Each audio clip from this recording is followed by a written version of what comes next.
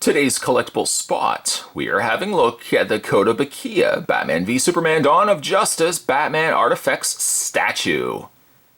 This 1/10 scale pre-painted figure is actually one of two figures if you want to combine them together and have Batman fighting the Man of Steel. Spot's going to look at this one first, then we're going to have a look at the Superman, then we're going to combine two of them together and you can see the completed look.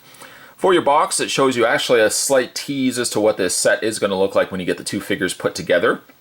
On the side, a better close-up look of just Batman in his armored outfit. And of course, you can also see too, there's an open window, so you get also a rough idea of what the statue is going to look like inside. The side of the box has, let me just spin it so the light isn't actually on it. You can see the side profile there of armored Batman awaiting his battle against the Man of Steel. And finally on the back of the box, Batman v Superman Dawn of Justice Batman Artifacts statue. You've got the poster artwork there, and as well an idea of what the completed statue is going to look like. Spot's going to take himself a break. Oh, there's also another image of Batman. Spot's going to take himself a break though. I'm going to get this opened up, and when we come back, we're getting a better look at the Batman v Superman Dawn of Justice Batman Artifacts statue. There's more heading away, guys. Don't go anywhere. Stay tuned.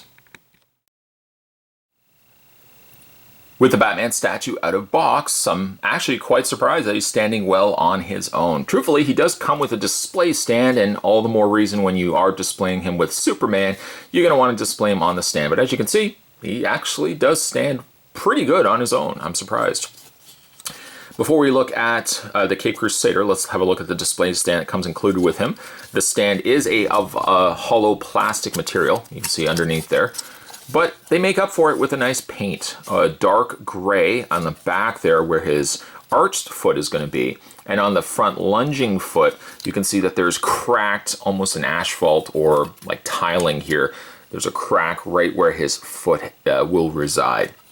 Something that they've cleverly done too is, just in case you're not certain which foot or which way the statue should face, the pegs on the underside, or the peg on the top of the stands, will be your indication. The one peg at the back has more of an L shape. The peg at the front has a more square shape. So right off the bat, you know when you're pegging him into place, you can't peg the wrong foot. So we go ahead and take Batman. Just want to show you the undersides of his foot. You can see how the one side, the one foot has that L shape. The other foot has a square shape. So we just line it up. The front foot's easy enough to get into the stand itself. The back foot, on the other hand, you have to apply a little bit more pressure, I find, to get it into place. And there you have the completed statue. Truthfully so, this is the kind of statue that really warrants getting the accompanying Superman piece, because on its own, it does miss something. It does have that little bit of missing element to it because it doesn't have a corresponding character to fight against. It's very similar also to like a Hulkbuster Iron Man who's lunging.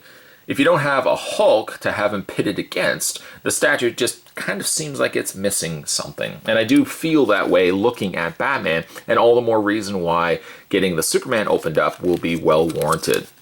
The cape actually does a good job of conveying the idea that it's fabric when it actually in fact is a more denser plastic. It has a little bit more of a give than the rest of the statue, but it's pretty misleading. It looks like it should be a material when it actually in fact is not. I love the lines that they've put into it, simulating that it should be a fabric, and a darker wash in the recessed areas to bring out some of the creases and the folds in the cape itself. The sculpt of Batman is fitting. He's got a sheer look of anguish on his face as he's giving it his all to bring down the Kryptonian threat. The eyes, instead of giving him more white eyes like he would appear in the movie, they've opted to give him a more blue color, blue tinge in the eyes instead. The grimace look on his face is also a great companion piece to the pose that the Batman is sculpted in. He's got some accents there of the gold, some areas down by the lower legs of his armor there, and some areas around the gauntlets of his hands. And just underneath, which is something that shows well quite a bit on this statue, underneath the armored plates, you can see the underworkings of what his suit would look like underneath all of that. This one section is loose, but it's actually attached to this top area of his shoulder pad, so it is not removable. Looking at it, you would almost imagine that it has no articulation, and it doesn't really have much in the way of articulation, but surprisingly, it still does have some. This one hand doesn't look like it does anything. This one arm, on the other hand, so to speak, does have a rotational hinge right at the bicep area. It lends itself that you probably will only display it in one way, especially when you get the supporting Superman character statue here. It will probably lend itself as to which way you want to have the hand. But I do appreciate the fact that they would have articulated that. The other thing that as well is articulated is you get not a single ball joint, but in fact a double ball joint, one at the base of the neck, one at the base where the head is attached to the neck socket. So you actually get a double ball joint, which is quite nice and appreciated. So, I mean, really, if you don't have the Superman, which is perfectly fine, I feel like, you know what you could almost do, instead of having his head up, bring his head down and slightly on an angle like that, and instead of having his hand up, you could have it slightly down. And it could be something, theoretically, that you could have all on its own without having the supported Superman statue. Superman statue, of course, is the enhancement to this, and you'll see when the two statues go side by side that one does complement the other. But to say that you could go without the Superman statue, I think is fairly honest. You could go theoretically getting it all on its own and not necessarily have to pick up the Superman statue if you don't want. Spot will have a look, though, at the Superman statue in a separate video, and then, of course, we're going to combine the two so you guys can see what the finished look of the two pieces connected will eventually look like. In the meantime, this is a great-looking statue.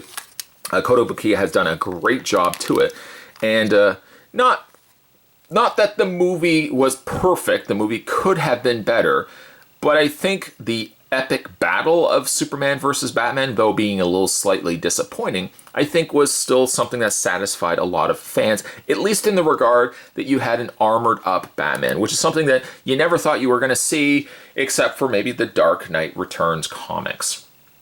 Today's collectible spot, we were having a look at the Kotobukiya. This was the Batman v Superman Dawn of Justice. This was the Batman statue.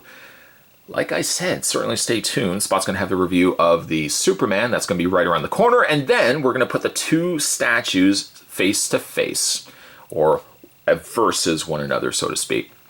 Thanks for watching, as you always do, guys. Spot certainly appreciates it. Thanks for commenting down below and let me know what you think of the pieces that Spot has a look at. Thanks for watching, as you always do. I'll see you next time.